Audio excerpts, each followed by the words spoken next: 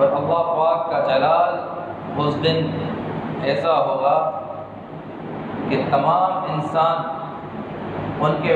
اندر یہ فکر تو ختم ہو جائے گی کہ ہم جنت میں جائیں گے یا جہنم میں جائیں گے، بس ان کو یہ فکر ہوگی کہ یہ اللہ پاک کا جلال ختم ہو جائے تاکہ حساب ہو جائے، پھر چاہے جنت میں جائیں یا جہنم میں جائیں۔ ایسا اللہ پاک کا جلال ہوگا اس دن۔ اور روایت میں آتا ہے کہ نبی اکرم صلی اللہ علیہ وسلم جب اللہ پاک جلال میں ہوں گے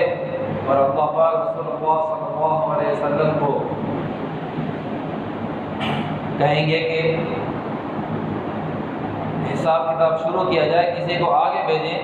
تو روایت میں آتا ہے کہ رسول اللہ صلی اللہ علیہ وسلم سیدنا ابو بکر صدیق رضی اللہ تعالیٰ عنہ کو سب سے پہلے جو ہے حساب کے لیے بھیجیں گے۔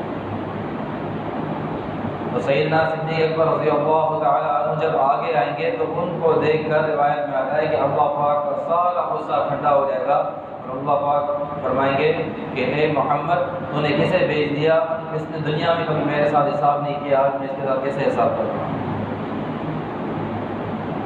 یہ وہ حال ہوگا جہاں تمام انبیاء بھی پریشان ہوں گے، لیکن کیونکہ رسول اللہ صلی اللہ علیہ وسلم